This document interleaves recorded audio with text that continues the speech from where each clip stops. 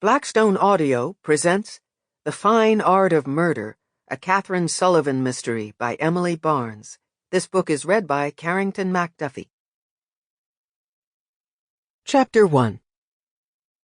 They say that 85% of those who travel return to the same place again and again. And I had to wonder, do people really play it that safe?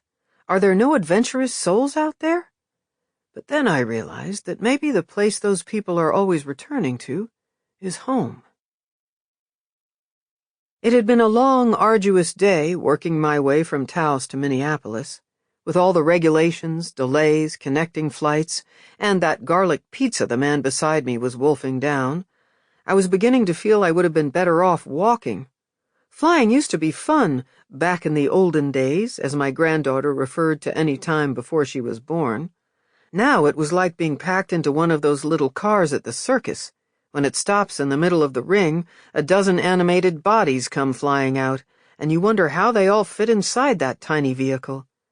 And where was I when it became too much work to put on actual clothes? Everyone dresses so casually for a trip. The girl across from me was wearing purple and yellow pajamas. Now that's going a bit too far. I used to buy a new outfit for a flight. Maybe that was going too far the other way. The 747 circled the Minneapolis-St. Paul airport for a third time, and in spite of my exhaustion, I had to admit it was a miracle. Just a few hours ago, I had been looking down at the mountainous landscape of the Southwest, everything covered in dusty sages and purples. And now the earth below me was suddenly covered in bright greens and watery blues. The mountains had slowly shrunk as we flew east, transforming themselves into soft, rolling hills. It had been 6 months since I'd been home. Sully and I hadn't traveled much in our younger years. That was something for later, to be enjoyed after retirement. Each day's worth of mail always brought in 2 or 3 brochures featuring destinations we'd discuss. At the top of his list was Italy, Tuscany in particular. Paris headed mine.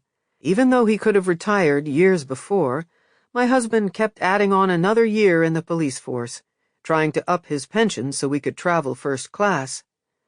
But when he was shot in the line of duty, I was left alone with our plans and piles of pamphlets. Even after he'd been gone a year, those colorful, glossy booklets kept coming. It was like he was telling me to hit the road and make those journeys for the both of us. So I retired early, sold the house, and packed my bags. "Mother!" Lizzie got out of her car and ran toward me.